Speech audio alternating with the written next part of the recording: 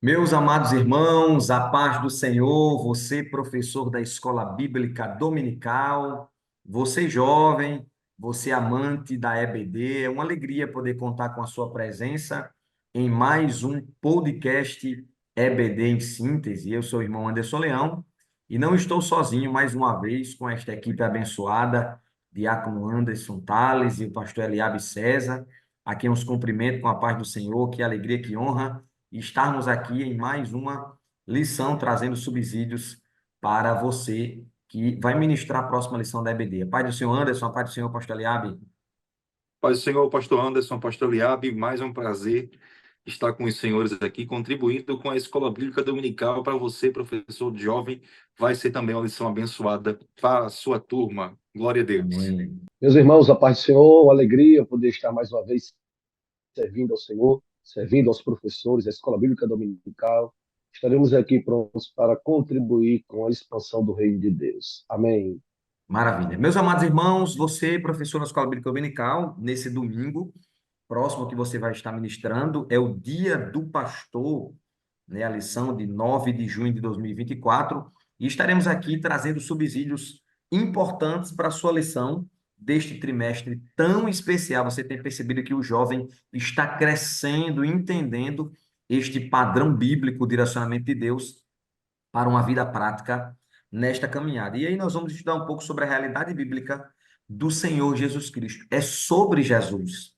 É exatamente sobre ele, o propósito principal, a pedra de esquina. E o texto principal dessa lição, Mateus 1:21, e ele dará luz a um filho e lhe porás o nome de Jesus, porque ele salvará o seu povo dos seus pecados. Essa lição vem como resumo: o Senhor Jesus Cristo é o Deus Filho, e somente o seu sacrifício na cruz pode perdoar pecados. A proposta da lição é trazer justamente a veracidade, a realidade de quem é Jesus, Senhor e Salvador. E tem três objetivos, você já sabe disso.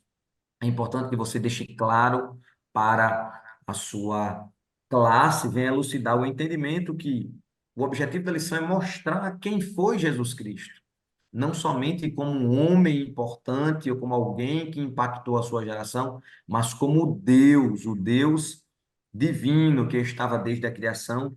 Também saber que os homens, saber o que os homens dizem sobre Jesus. Você vai trazer essa perspectiva com esse objetivo e finaliza dizendo, conscientizar de que Jesus Cristo, o Filho de Deus, é único e realmente merece toda a honra e toda a glória. A proposta desta lição é trazer essa perspectiva desses atributos de quem Jesus é, do seu propósito, da sua missão, trazendo esta realidade. A expectativa é boa, é uma lição que fala sobre Jesus, a razão, o propósito das nossas vidas. Por isso, ouça um pouco da participação dos seus alunos para ver a que perspectiva de conhecimento eles têm de quem é Jesus para você, né? Deixe eles compartilharem um pouco qual é o entendimento pleno que eles têm sobre Cristo e justamente detalhe aí mais sobre aquilo que vamos compartilhar com você. Bom, o primeiro tópico vai falar quem foi Jesus. Parece óbvio, mas neste contexto, nesta cultura que nós vivemos, é extremamente importante que você esteja atento a isso. E vamos ouvir nosso amado diácono Anderson Tales. Quem foi Jesus? Primeiro tópico. O que que nós podemos compartilhar, meu amado amigo Anderson? Meu querido professor, meu querido aluno que nos acompanha agora nesse podcast, é importante, como toda lição, fazer o link da lição passada com a lição atual.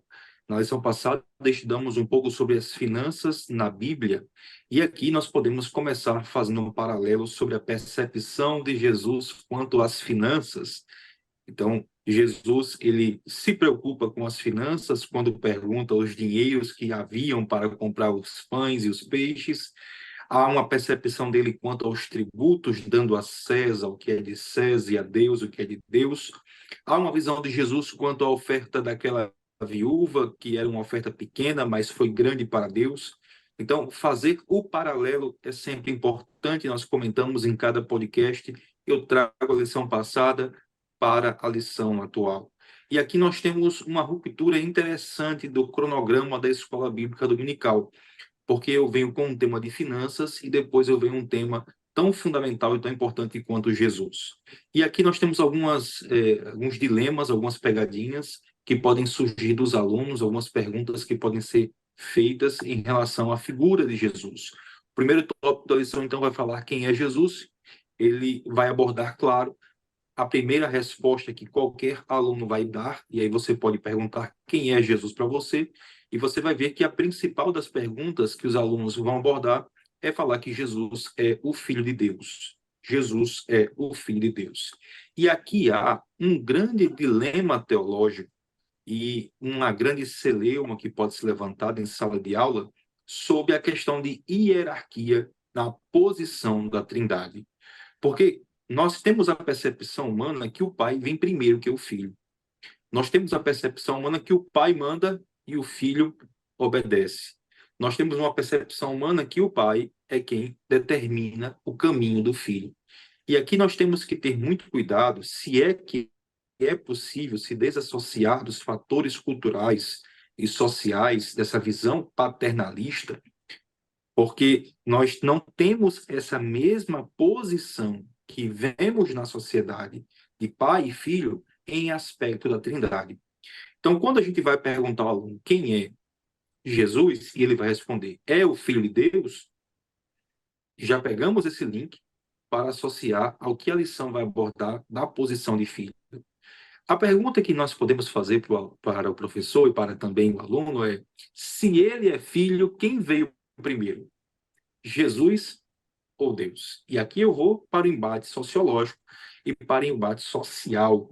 Afinal, essa percepção, o pai. Então, o pai manda e o filho obedece. Bem, então, queridos, o tópico 1 vai falar que Jesus é filho de Deus de fato. Mas ele não é apenas filho de Deus. Essa percepção da Trindade, Pai, Filho e Espírito Santo, nós temos um único Deus, e isso é muito importante. Quando falamos de Trindade, associarmos que nós não somos politeístas. Porque se nós formos dizer que temos Deus e Deus é Deus, temos Jesus e Jesus é um Deus, e temos o Espírito Santo e o Espírito Santo é um Deus, olha aqui o pronome que eu estou utilizando, o artigo indefinido, um Deus. O artigo indefinido, um Deus. Na verdade, nós temos o Deus, que é o nosso Deus. E a percepção da atuação do nosso Deus, nós vemos ele atuando na figura paterna, na figura de Deus Pai, na figura de Filho, na figura do Filho enviado, do libertador, que é Jesus, e nós temos a visão do nosso Deus como o Deus, obviamente, também através do seu Espírito Santo. Então, aqui, meus queridos, eu peço que os senhores tenham muito cuidado com a posição que nós trazemos à regada social, que o filho veio depois do pai. Porque João toma muito cuidado com isso, ao dizer que o verbo era Deus e o verbo estava com Deus. E quando ele usa essa expressão verbo traduzido para o português, obviamente ele está pegando a essência lá do grego da palavra logos. E a palavra logos, ela tem muitas interpretações ao longo da história, inclusive com deturpações. Mas o logos que nós vemos aqui, associado à palavra, é Deus sendo palavra. Então, o verbo estava com Deus e o verbo era Deus. No princípio, o verbo estava com Deus e o verbo era Deus. Onde estava Deus e quem é Deus? Onde está Jesus e quem é Jesus? Percebe? Não é possível falar sobre Jesus sem falar sobre Deus. E não é possível falar sobre o plano de Deus sem falar sobre Jesus. Sabe por que isso? Porque ele sempre esteve. Jesus não foi criado. Jesus não foi gerado. Jesus não é um projeto de Deus. Jesus é Deus e ele estava com Deus. É por isso que João ele é muito cuidadoso ao falar que o verbo era Deus e o verbo estava com Deus. Não foi antes, não foi durante. Jesus não faz parte do processo de criação divina. Anjo faz parte do processo da criação divina. O homem faz parte, a terra faz parte. Mas Jesus não faz parte do processo de criação. Ele está criando junto com Deus. É por isso que nós entendemos que quando o texto fala façamos o homem a nossa imagem, a nossa semelhança, é a visão da Trindade, Pai, Filho e Espírito Santo estando presente ali. Então, meus queridos, é importante trazer o conceito da Trindade para falar sobre a posição espiritual de Jesus na realidade. Jesus é Deus. e como Deus ele vem ao mundo assumindo uma forma humana. E nós falamos que ele encarna. Meu querido, cuidado com isso, tá? Encarna é que Jesus, sendo Deus, adota a figura humana. Nós não acreditamos em reencarnação, mas na encarnação de Cristo nós acreditamos. A reencarnação é um conceito espírita. A encarnação de Cristo é uma realidade bíblica na qual nós cremos que o Deus que estava na sua percepção, Filho, Pai e Espírito Santo, lá na criação, resolve para pôr em prática o processo da salvação, vir ao mundo na forma humana. E aí você já deve ter ouvido falar 100% homem, 100% Deus, daria 200%. Na verdade, ele e tem 100% Deus e 100% homem em uma quantidade única. É mais um mistério matemático da Bíblia e mais um mistério matemático dos teólogos. 100 com 100 daria 200. Ele é 100 em tudo. Ele é 100% homem, 100% Deus. E essa completude ela é preenchida na sua essência. Por isso que Jesus nunca teve risco de perder lá para o diabo, porque ele era Deus. Na tentação do deserto, porque ele era Deus. A vinda de Jesus ela é anunciada por um processo que nós chamamos de um processo de revelação profética. E aqui é importante nós diferenciarmos revelação de inspiração. E o nosso comentarista ele sabiamente fala isso. O pregador ele é inspirado. Ele vai usar da oratória, da retórica, mas não confunda inspiração do Espírito Santo com revelação de Deus ou revelação do Espírito Santo. Vários foram os profetas que revelaram, que receberam revelações divinas sobre a vinda de Cristo. Isso é muito importante, porque quando Jesus ele vai tomar o livro do profeta Isaías e lê a passagem que Isaías escreveu sobre ele, Deus estava dando um recado para os anais da história, que o plano estava traçado milênios antes, e da maneira que Deus revelava aos seus profetas aconteceria. E Cristo é a prova viva e dá testemunho que as revelações proféticas são verdadeiras, que existe o processo de revelação profética. Quando Cristo pega o livro do profeta Isaías e fala que o Espírito do Senhor está sobre mim, ali ele está falando que Deus, o meu Pai, o que nós revelamos aos profetas no passado, está acontecendo agora. Percebe? Revelação e inspiração. Então, tópico 1, ele estava com Deus. Nós abordamos a questão que ele estava no processo da Trindade, ele não foi criado, ele sempre existiu, e isso é maravilhoso. Porque quando Jesus encarna e vem para a sociedade, e vem para a humanidade, ele vem com toda a bagagem de quem participou da criação. É por isso que quando ele abordava os milagres e fazia as operações, ele vinha com a carga da eternidade, a experiência do tempo, a presença da mão do Criador. Quando um prédio ele dá problema e ninguém consegue identificar, chama o arquiteto que fez, chama o engenheiro que projetou, e exatamente esse é o nosso Jesus, é o arquiteto, é o engenheiro que consegue resolver os problemas. Então ele estava com Deus, a sua vinda foi anunciada pelos profetas, e aqui eu vou para o tópico 3, que eu quero também ouvir os grandes professores que aqui temos. Nós falamos sempre que nós temos um dos melhores podcasts do Brasil.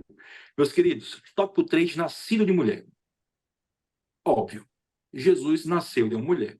E aqui o comentarista ele vai trazer um fato interessante, que eu falo que ele traz uma exegese, uma informação fora da Bíblia, porque ele traz a informação de um homem chamado Manés, que levanta uma teoria que Jesus, ele na verdade era um espírito que se parecia com um homem. Observe só, e isso ganhou muita repercussão.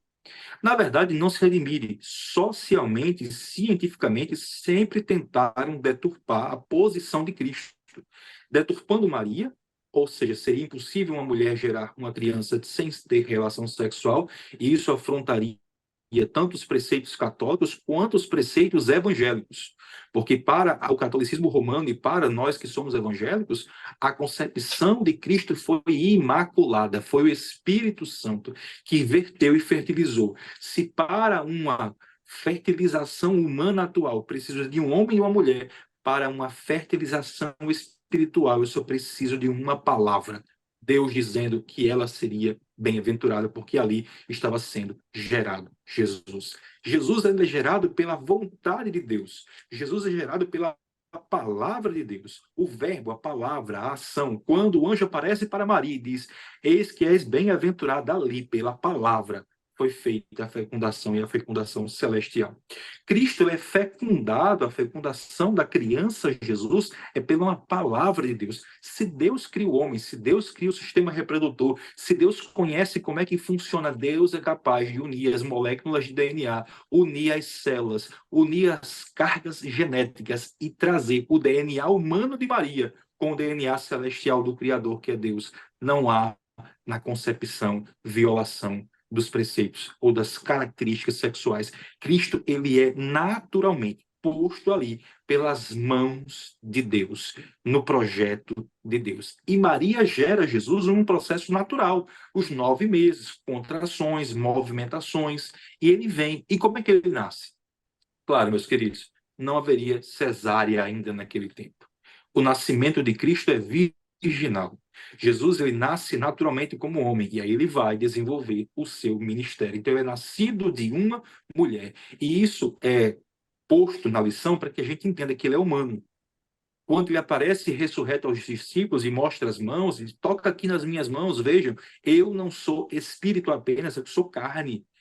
E isso de tentar dessignificar a figura da encarnação de Cristo é uma grande estratégia de Satanás de deturpar o seu sacrifício vicário na cruz pelos nossos pecados como Cordeiro Imaculado.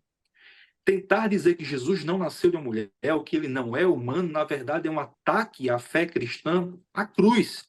Porque quando ele vai para a cruz e sofre na cruz a expiação, rompendo com a velha aliança que trazia no animal imaculado a aspersão do pecado, a dispersão do pecado, perceba, há uma estratégia satânica de deturpar o nascimento de Cristo para, no fim, deturpar a morte de Cristo. Quando nós desmascaramos Satanás ao falar que Jesus ele é humano, que Jesus suou gotas de sangue no Getsemane, que Jesus em um processo humano, ele fala, se possível for, passa de mim esse cálice, que o Jesus que é pregado na cruz, ele sai com o seu sopro de vida antes de morrer, entregar o seu espírito ao Pai. Esse Jesus nasceu de mulher porque ele é humano. E esse Jesus humano entrega a vida por redenção da minha vida, para cumprir o que havia sido previsto por ele, por Deus e pelo Espírito Santo. De fato, a serpente poderá até ferir o calcanhar, mas haverá aquele que esmagará a cabeça da serpente. O Cristo humano vence Satanás. O Cristo humano esmaga a cabeça da serpente. E uma coisa que nunca esses céticos, esses estudiosos da mentira vão conseguir deturpar é a mensagem da cruz. O nosso evangelho não é manjedoura, porque o nascimento foi apenas o primeiro sinal. O nosso evangelho não é simbolizado pela manjedoura. O nosso evangelho poderia até ser simbolizado pela toalha que enxugou os pés de Jesus, mostrando que seria um evangelho da humildade. Mas o símbolo do evangelho é a cruz de Cristo, porque aquele homem que nasceu de mulher morreu na cruz para nos salvar. Muito bom, professor Anderson, você, professor, poder trazer essa panorâmica e essa clareza para a sua aula em quem Jesus é, né? Existem sim muitas hipóteses aí, inclusive não é recente isso, desde a época primeiro século, né, contemporânea a Jesus, em relação a não confirmar de fato o seu nascimento, quem ele é. O apóstolo João vem justamente trazer essa perspectiva neste evangelho, quem fundamenta este primeiro tópico da lição. Charles Swindoll vai dizer, meus amados irmãos, professores, que João ele vai escrever, inclusive, o Evangelho após escrever Apocalipse. Então, ali, uma perspectiva de 95, aproximadamente, pelo século, depois de ter escrevido Apocalipse, justamente por sentir essa necessidade e o Espírito Santo direcioná-lo para a necessidade de apresentar Cristo como Deus. Ele está desde o início, ele é o verbo, né? João se apropria aí desse termo que era, dentre os gregos ali, os filósofos, e compreender quem era Jesus. Maravilha, agora vamos para o segundo tópico, com o nosso amado professor, pastor Eliabe. Pois não, professor, Pai do Senhor. Amém, meus companheiros. Amém. Graças a Deus, que boa participação do professor Anderson, trazendo aí a perspectiva do tópico 1, de quem foi Jesus, e ele trouxe uma perspectiva bíblica, não é? Apontando os fundamentos aí sobre a unicidade, sobre aonde estava Deus, sobre Cristo que estava com Deus, sobre as profecias que validaram, né, que anunciavam a vinda de Cristo, o nascimento dele, enfim, a unidade da doutrina, da Trindade também é uma doutrina que nós defendemos. O segundo tópico, meus queridos, aponta para a perspectiva sobre Jesus, o que dizem os homens sobre Jesus, né? O segundo tópico traz a perspectiva dos homens sobre a identidade de Cristo, a identidade de Jesus. Se no tópico 1 nós tivemos uma visão mais bíblica, mais centrada, no tópico 2 há uma abertura também, caros professores, para a gente trazer a perspectiva do Jesus como fato histórico, não é? Porque a história também valida, não é? a, a, a existência de Cristo, né? A perspectiva bíblica e histórica. Então, no tópico 2 nós vamos ter a perspectiva dos homens sobre Jesus, sobre a sua identidade terrena, não é? A forma como os homens viam Jesus naqueles dias, e isso esclarece algumas dúvidas para nós. Há um historiador chamado Wills, ele disse que, embora Jesus tenha vivido num período tão obscuro da história, o impacto das suas palavras, dos seus ensinamentos, repercutiram naquele tempo e transformaram a religião, a política, influenciou a cultura e até a filosofia. Para nós é interessante solidificar a ideia, a visão de Jesus na perspectiva bíblica, espiritual, divina, mas também Jesus como fato histórico. E muito se tem debatido sobre a identidade de Jesus, não é? Sabermos quem ele é. Na verdade, há muitas dúvidas sobre este fato. E nesta lição, no tópico 2, o comentarista traz três perguntas sobre a identidade de Jesus. A primeira pergunta que ele traz é: Jesus era um louco? Né? Jesus era um louco? E aí nós vamos responder isso, queridos professores. E é interessante nós seguirmos um raciocínio lógico neste primeiro tópico sobre o discurso de Jesus, não é? O que nós vamos ver sobre os relatos dos evangelistas, dos historiadores, não é? Sobre a vida de Jesus, é que Jesus foi um homem equilibrado, paciente, firme diante das acusações dos seus perseguidores. A loucura não combina com as características comportamentais de Jesus. O impacto de Jesus com as suas palavras é incomparável. Seus ensinamentos sobre amor, sobre perdão, eles repercutem através dos séculos. E eu queria destacar aqui esse ponto, não foi trazido pelo comentarista, mas eu queria acrescentar para você, querido professor, três características da mensagem de Jesus que contrapõem esse raciocínio de que talvez Jesus fosse louco, né? Primeira característica da mensagem de Jesus, a sua palavra, os seus discursos eram coerentes, havia uma sequência sobre o que Jesus ensinava. Segundo, o raciocínio de Jesus era lógico, não é? Tinha fundamento. Terceiro, as palavras de Jesus eram profundas. Então, observe, o raciocínio de Jesus é baseado na coerência, na lógica e na profundidade. Essas características do seu raciocínio, do seu comportamento, das suas palavras, elas refletem a sabedoria e a sua compreensão profunda sobre todas as coisas. Outro fato interessante, ainda neste tópico que eu queria destacar, é a maneira como Jesus se comunicava, a comunicação eficaz de Jesus. Isso vai contra a linha de raciocínio que diz que talvez Jesus, o seu discurso era de um louco, né? Jesus falava com uma profundidade lógica muito grande. Ele falava algumas vezes como profeta, outras vezes ele usava o posicionamento como um pregador. Às vezes ele ensinava como um professor. Há uma curiosidade bíblica aqui, interessante, que eu queria trazer para você. 90 vezes nos 4 evangelhos, 90 vezes, alguém se dirige a Jesus em caminhadas, em sermões. Das 90 vezes que alguém se dirigiu a Jesus, em 60 ocasiões, Jesus foi chamado de mestre. Portanto, como alguém louco poderia ser chamado de mestre? Jesus é chamado de mestre 60 vezes no Evangelho. Isso destaca que Jesus conseguia adaptar o seu discurso profundo às multidões que o ouviam.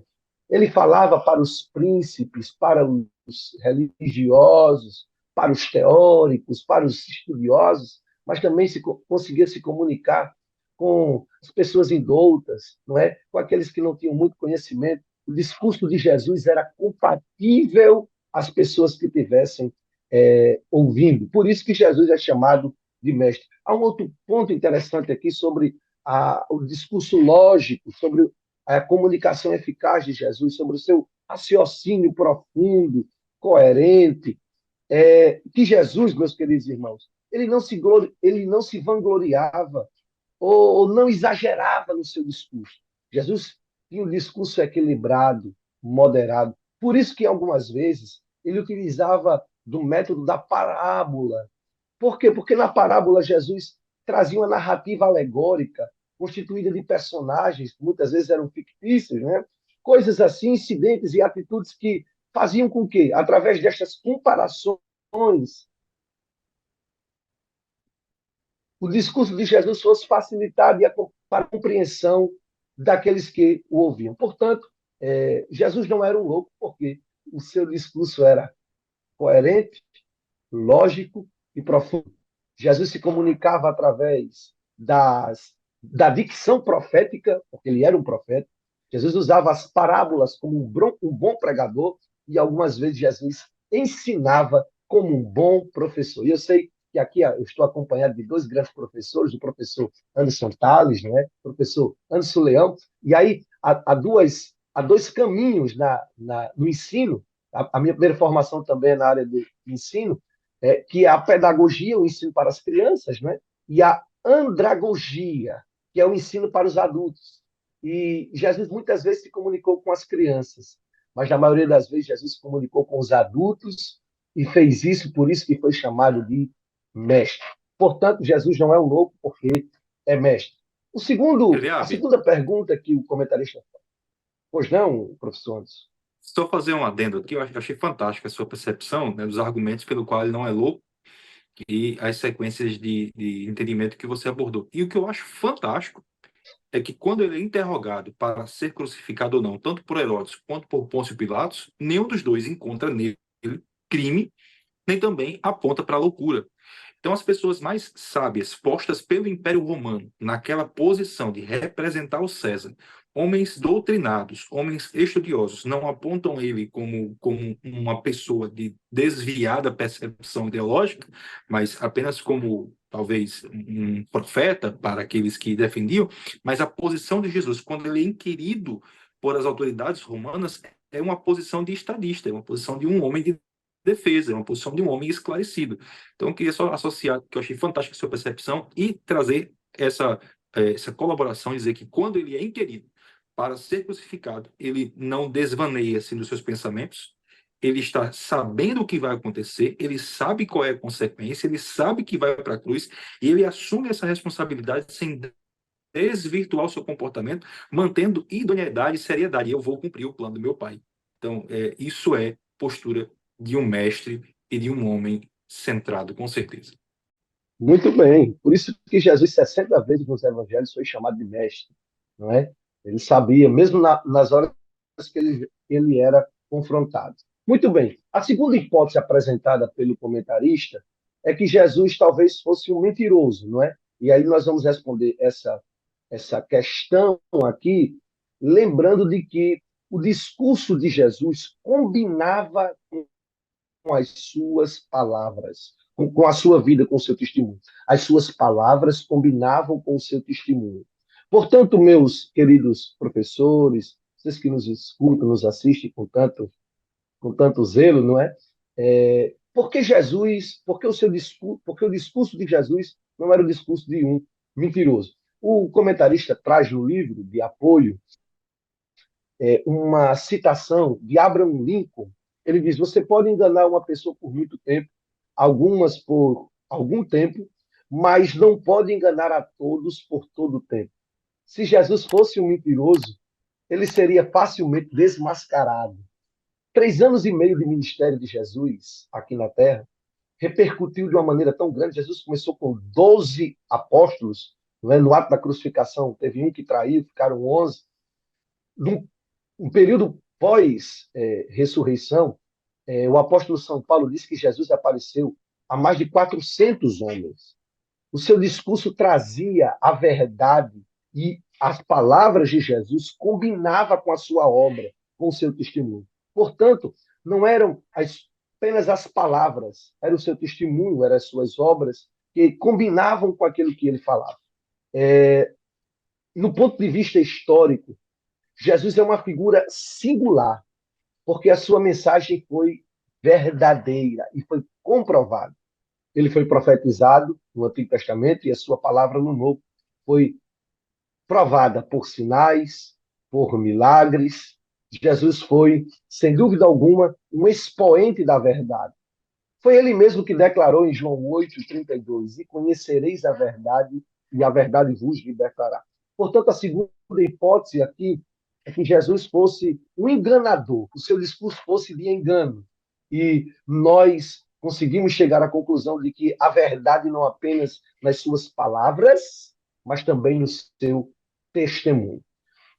Por último, o comentarista traz para nós o ponto que Jesus era Deus como uma interrogação. E aí ele utiliza-se aqui de um texto, lá no Evangelho de Mateus, capítulo 9, quando Jesus curou o paralítico de Cafarnaum. E Jesus fez uma referência neste milagre a um fato especial, porque Jesus não apenas curou, mas Jesus exclamou para aquele homem, verbalizou para aquele homem: os teus pecados são perdoados. Havia uma classe de religiosos que estavam presentes naquele ato, que eram os escribas, e eles disseram entre si o que Jesus havia falado era uma blasfêmia, pois só Deus poderia perdoar pecados. E naquele instante eles conheceram a manifestação divina de Cristo.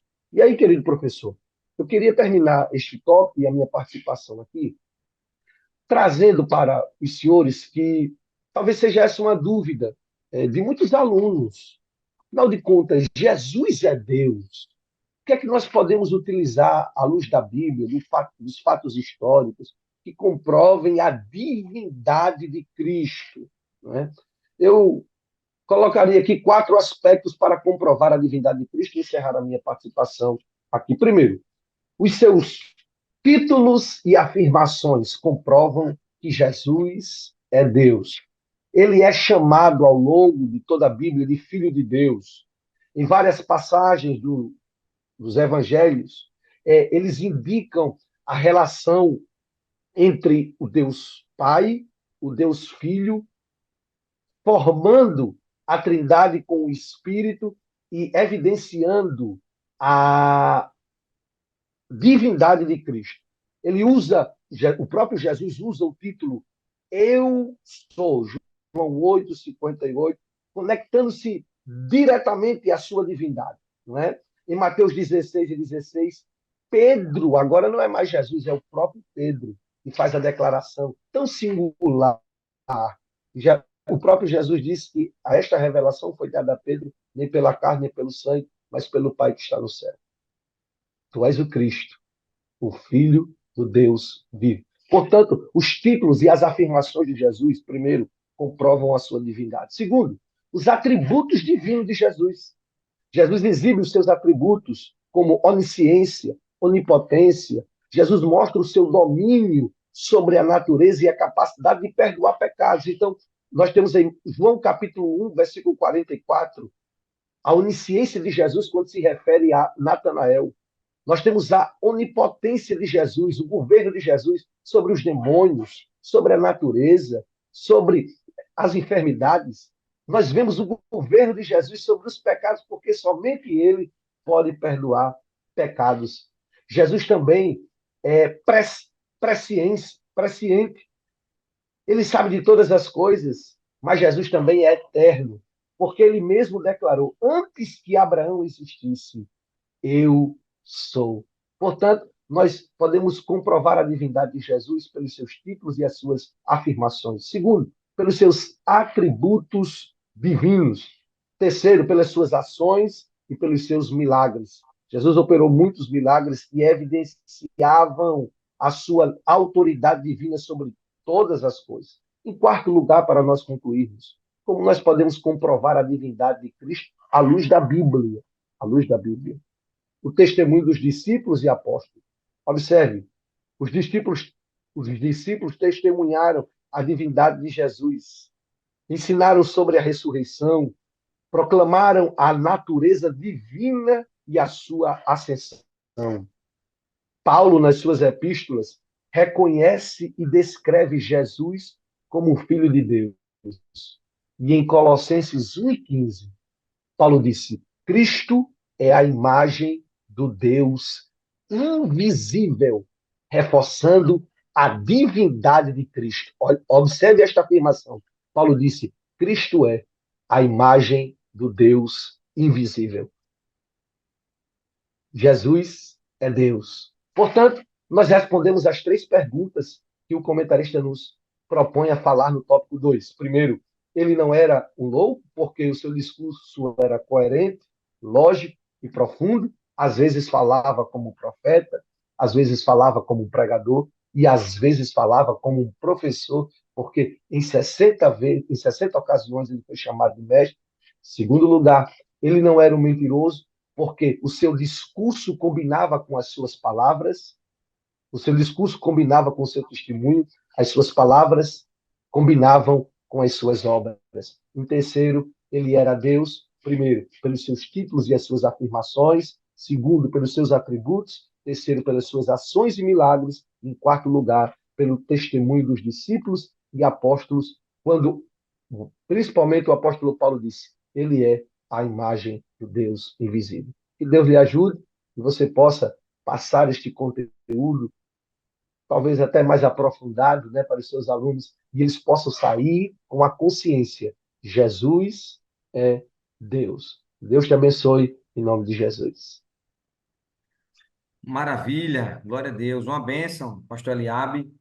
Com certeza você, professor, está tendo aí subsídios profundos que vão trazer aí um dinamismo para a sua aula. E vamos fechar aqui o último e terceiro tópico desta lição, que fala sobre a realidade de Jesus, né? Trazendo essa perspectiva aí do exemplo dos seus discípulos, né? Da transformação dos seus discípulos, do crescimento dos seus discípulos. O último tópico vai falar por que Jesus Cristo é único, o que traz verdadeiramente, confirmando e consolidando o que os demais professores Anderson Tales e o pastor Eliabe trouxe, por que Jesus é único?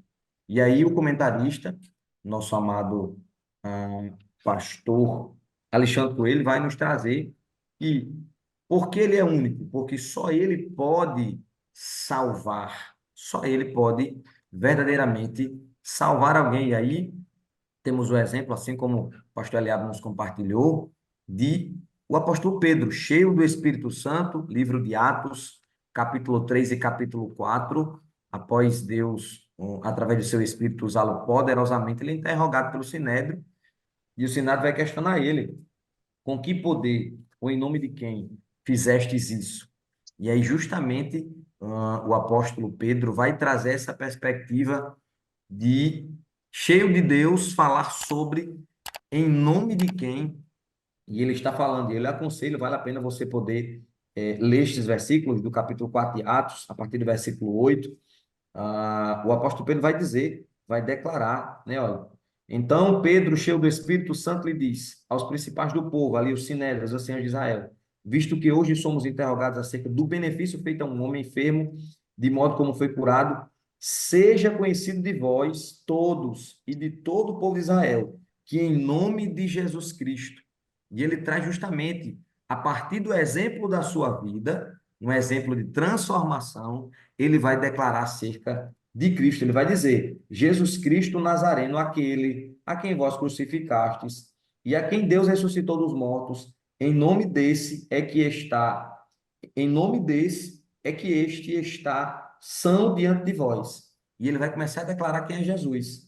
Ele é a pedra que foi rejeitada por vós, os edificadores, a qual foi posta por cabeça de esquina. E o versículo 12 ele vai fechar, dizendo: em nenhum outra salvação, porque também debaixo do céu nenhum outro nome há, dado entre os homens, pelo qual devemos ser salvos. Então ele é único, amado professor, porque só ele pode salvar.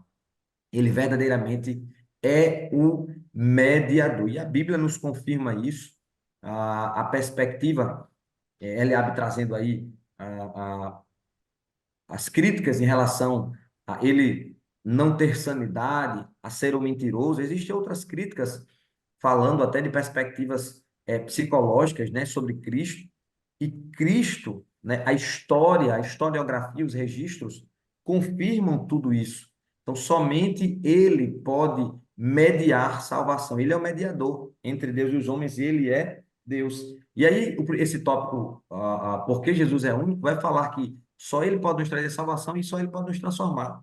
Versículo 13 vai dizer, do capítulo 4 que nós lemos: então eles, vendo a ousadia de Pedro e João, informados de que era um homem sem letras e indoutos, se maravilhavam e tinham conhecimento de que eles haviam estado com Jesus. Veja, porque ele é único, porque ele salva.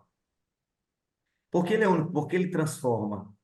A partir da vida dos seus discípulos, uma transformação verdadeiramente. Jesus é a salvação, é a graça personificada. A graça tem nome e a graça é Jesus. E aí você pode aproveitar esse momento, amado professor, para trazer a perspectiva, trazer o poder salvador expiatório de Cristo para a vida de um jovem. Um jovem ele enfrenta muitos desafios e de repente ele tem o entendimento de que Jesus salva. Ah, Jesus salva, Jesus perdoa. Mas ele precisa entender também que Jesus ele salva, ele perdoa, mas ele transforma, ele aperfeiçoa, ele lhe coloca em um lugar de crescimento.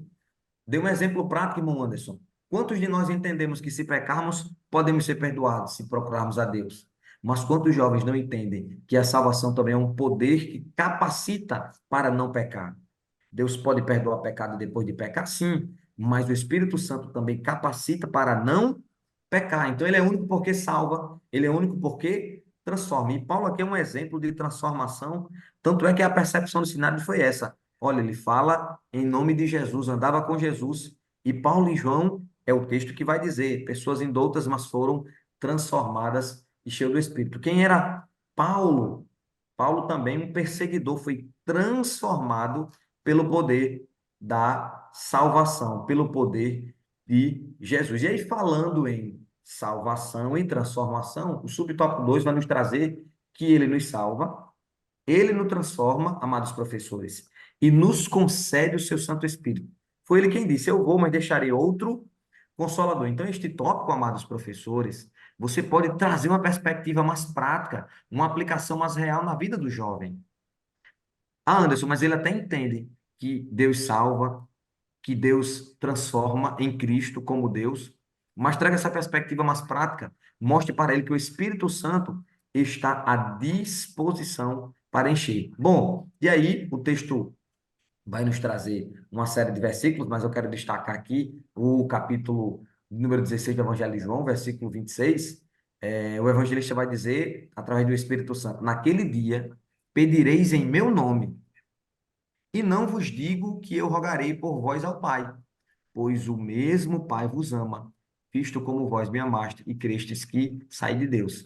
É trazendo a perspectiva da transformação daqueles que aceitam a Cristo, tendo o Espírito Santo à disposição para justamente viver esta vida transformada, Atos 1:8, mas receberão poder quando o Espírito Santo descer sobre vós e serão minhas testemunhas, tanto em Jerusalém como em toda a Judéia, Samaria, até os confins da terra. O Espírito Santo está à disposição. E essa transformação falando em evidência. O comentarista, professores, vai trazer aqui exemplo de dois grandes homens de Deus. O primeiro, né, muito conhecido, e aí aquele livro que dá suporte à sua aula pode te ajudar. vai trazer aqui o exemplo de Josh McDowell. Eu não sei pronunciar aqui o nome dele muito bem, mas vocês que são aí poliglotas, viu? Um expoente que fala sobre liderança, um homem ateu que teve um encontro com Cristo e foi transformado. Tem um relato aqui tremendo, onde a vida dele foi transformada ao investigar sobre Cristo. Foi começar a pesquisar sobre Cristo e Josh McDowell foi transformado após começar a investigar. Investigou acerca de Cristo, trouxe essa perspectiva. Anderson, e tem outros exemplos, muitos outros. O que falar de C.S. Lewis? Um homem com muita cultura, professor universitário ali nas Américas, né, conhecido pelas suas obras de literatura. Quem nunca leu As Crônicas de Nárnia, né, um material assim abençoado, mas alguém que ao longo da sua jornada intelectual ele era ateu, né, não conhecia Cristo e se converteu ao cristianismo e se tornou um dos maiores apologistas mais influentes do século XX, porque conheceu a Cristo, poder de salvação e transformação. Francis Collins, né, aquele projeto Genoma Humano, ele era um cientista renomado e ateu convicto, mas ao estudar a complexidade do DNA, refletir sobre as questões da fé, se converteu ao cristianismo. Olha que exemplo, né? O Michael Muggerly, um jornalista britânico, um pesquisador, e aí muito cético à religião, mas ao estudar a vida de Cristo, converte-se ao Evangelho. Então, são histórias transformadoras, e aqui eu finalizo com uma dos personagens também registrados, é o Lee Strobel, um jornalista americano que investigava contexto jurídico ali nas Américas, e através da sua esposa, um exemplo de transformação, alguém que se converteu ao Evangelho, e ele ficou muito preocupado ia ter uma pessoa ali agora voltada à fé, à caridade, mas ele percebeu uma transformação plena na vida da esposa e a partir dali começou a investigar quem é Jesus e sofreu uma transformação impactante, porque a graça de Deus, ela transforma, Jesus transforma. Esse é o maior exemplo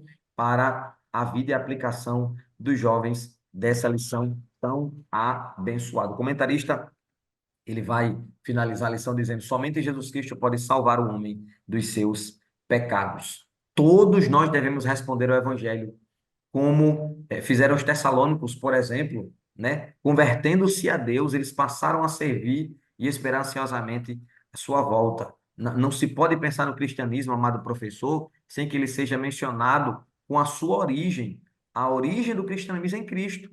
Não há cristianismo sem Cristo, né? E esse nosso destino eterno repousa sobre crermos quem Jesus é, o Deus Todo-Poderoso que veio a este mundo para nos alcançar. Amém? Glória a Deus. Amados professores, gratidão pela presença e o apoio de vocês. Lição abençoada, professor. Aproveita esta oportunidade para trazer à tona o propósito, o cerne do Evangelho, de Gênesis a Apocalipse. A Bíblia aponta para Cristo. Cristo é uma realidade. Considerações finais, pastor Eliabe. Meus companheiros, que Deus abençoe, fortaleça cada um, dê uma boa aula, né? Dê a condição de que vocês possam ministrar uma boa aula para a edificação dos nossos jovens, em nome de Jesus. Deus abençoe. Professor Anderson, considerações finais, meu amado. Sempre uma alegria estar com os amados aqui, contribuir. Eu acho que essa plataforma no YouTube ela vem para acrescentar. Em algum momento você vai cair aqui conosco que nós vamos compartilhar. Fala aí nos comentários o que você achou dessa aula de hoje e o que você espera para a nossa próxima participação, porque com certeza com a sua interação vai ser uma bênção e nós vamos crescer juntos. Amém? Maravilha, que bênção, Anderson. Isso mesmo, você que está aí de todo o Brasil, compartilha da sua cidade, né? Se tem abençoado a sua vida este podcast. A nossa gratidão, professor Anderson Tales, pastor Eliabe, pastor Martim Alves da Silva, nosso pastor presidente aqui no Rio Grande do Norte, nosso amado pastor Renato, que é o diretor deste departamento de ensino e educação cristã. Nossa gratidão a você, amado professor, que tem dedicado a sua vida para compartilhar este conhecimento, para ser um mediador e conduzir as pessoas a Cristo. Deus te abençoe, tenha uma semana abençoada e próximo domingo ou nós ou outra equipe estará aqui compartilhando conteúdos abençoados. A paz do Senhor.